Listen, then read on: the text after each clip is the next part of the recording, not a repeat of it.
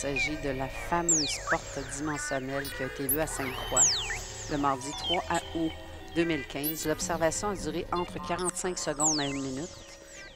Le témoin m'a contacté le jour même pour me raconter son récit.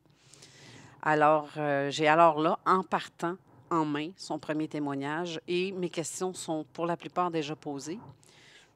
Quelques jours après, le témoin est venu me rencontrer pour qu'on puisse discuter plus en détail de ce qu'il a observé. Nous avons convenu de recueillir son témoignage sur vidéo et nous sommes rendus sur place le 7 août pour faire la vidéo en direct. À votre droite, puis je vois qu'il y a un grand rectangle blanc, puis d'environ 8 pieds sur 3 pieds de large, qui était très brillant.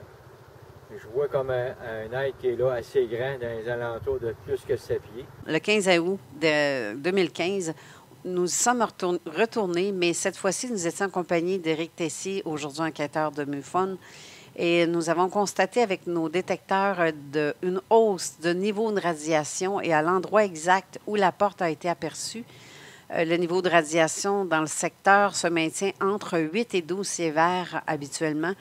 Mais tout dépend des secteurs aussi. Mais lorsque nous sommes approchés de l'endroit exact, le compteur Gégère nous a noté une hausse à cet endroit à 26 sievert.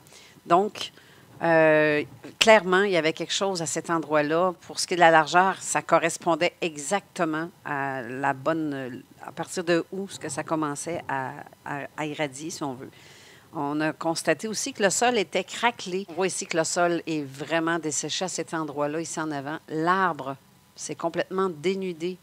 Parce que vous avez vu tantôt dans la vidéo, quand j'ai présenté la vidéo, où est-ce que, quand j'ai filmé le témoin, on voit clairement que les arbres sont feuillus un peu partout, tandis que lui, cette section-là et la section autour de ces arbres-là, tout a été, les arbres, les feuilles, tout a brûlé.